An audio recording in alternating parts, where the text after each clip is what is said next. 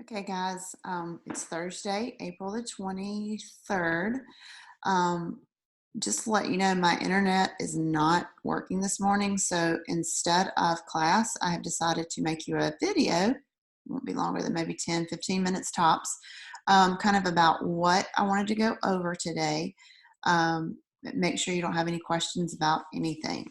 First things first, if you have not uploaded your paper to Dropbox, please do that. I actually shut it off this morning at 10 because it was due by that time.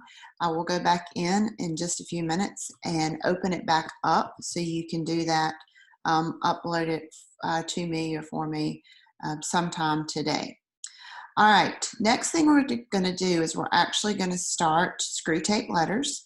Screwtape Letters is C.S. Lewis, and I wanted to give you a little background. I will send you the PowerPoint um, with that or for that, so you can have that for later, but I'm going to go over some of the notes that you will find there. All right, let me get my notes first. All right, Screwtape Letters is what we call a monologic epistolary novel. Now, what does that mean? Well, all that means is monologic just means one person. One person wrote the story. Epistolary deals with letters. So the story itself is one person writing these letters, or the story itself is in the form of letters. It's not an interactive, there's not going to be a return letter, but instead it's almost like a Dear Diary type thing. So monologic epistolary novel. Second thing, the genre of this, of course, it is fiction, but it's also satire. And if you'll remember before break and pretty much for the last 4 years of your life, you know what satire is. We're making fun of something in order to bring about change. In this, our main character, who is Screwtape is his name, is actually going to expose some faults. He's going to use humor. There's a lot of irony in the story. It's a much easier read than Wuthering Heights, so hopefully you'll be able to pick up on that as you go. Overall story, there's a series of letters, okay, that's sent or from the older demon, and the older demon is Screwtape. Okay, and he's writing to his nephew. His nephew's name is Wormwood. I know these names are amazing, right? And he's pretty much giving advice on how he can manipulate human behavior, ultimately trying to get them into hell. Okay, so he's saying, this is how we're going to do it. Maybe we can manipulate them into doing bad things or not believing, and so that way they can be eternally in hell with Screwtape. Characters, of course, when you're looking at this, you're going to have your Screwtape, who is the older, more experienced demon. You're going to have, again, Screwtape is the experienced demon, but it's Wormwood's uncle. That's what I just said. Wormwood is the younger, and of course, he's the nephew of Screwtape.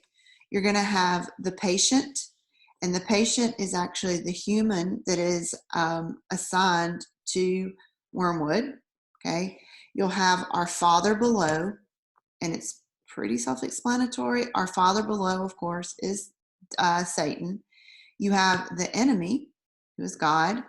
You have Mom, which is the patient that lives with his mom. And then Glublos, I'm hoping that's how you say it. This is the demon that's actually assigned to the patient's mom. Okay. A lot of fun facts. The story was written in 1942, which we know what was going on. If you don't, spoiler alert, World War II. And there are several different spin-offs of this text. Okay. There was a radio drama. There have been short films. Of course, lots and lots of articles. Screwtape Letters was recently, and when I say recently, the last week in March was actually represented or actually referenced in Christianity Today. So you can see that, look at it, whatever floats your boat as far as that's concerned.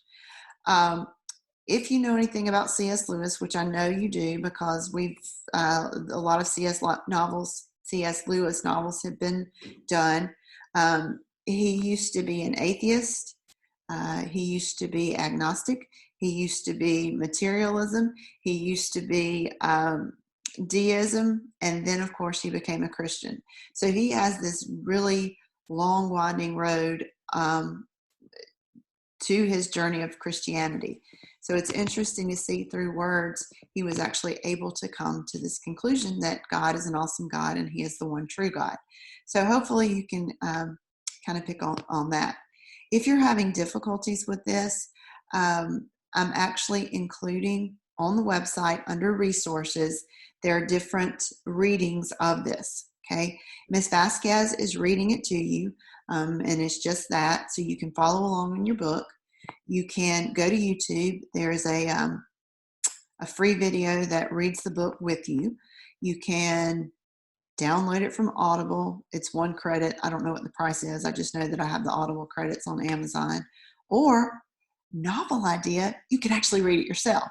But either way, we're going to do this together. You will like this book, I think, more, mainly because it's a lot easier to understand. And the story, while it is a lot of weaving in and out of characters, it's not something that you can't follow. Okay, so if you are interested in looking at this further, there's actually a YouTube 6-part lecture by Dr. Jerry Root, and he really delves into these topics of what's coming up in the book. So, all right, if you have any questions, please email me about that. One thing, or actually several things. First thing, if you've seen this email, please get on and email your friends. Tell them, hey, that's what's going on. This is why we're not having class today, April the 23rd. Text them, call them. I don't know, do Batman signs. I don't know. Just make sure everybody knows that because of my internet issues, we're not going to do this today. Other thing, I'm going to go and check your Wuthering Heights answers. If you did them, you get your grade. If you didn't, of course you don't. And I will actually attach all of the correct answers or my answers at the end of that. Now, why is that important? Because we are going to have an end of quarter test, and it's actually Ms. Vasquez and I are going to collaborate on what's coming up, and I know a good portion of that will be on there because that is the 4 weeks of that book. So make sure that you do read the correct answers and you remember what's going on. Worst case scenario, read the last few chapters and then rewatch the movie because it tells the story really well. Third thing is, maybe the third thing, I've lost count. We are going to have class on Tuesday. We're going to do a short seminar on the preface versus, or preface through chapter 5. And again, all those recordings on there. I think all total, as Ms. Vasquez reads it, it's like 40 minutes. Okay, so it's not that long, but we'll have a seminar, and the way I'm going to pose that is I'm going to throw a question out there, and then I'm going to kind of just randomly call on one of you to answer the question. And so it's going to be more or less an all or nothing grade, so make sure you read the book, okay? If you have any questions, don't understand anything I've just said, please email me, text me. I will get back with you as soon as possible, okay? So don't forget to tell your friends kind of what happened today. And again, if you have any questions, please let me know, okay?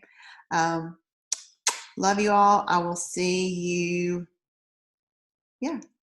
Tuesday. All right, have a great weekend. Bye.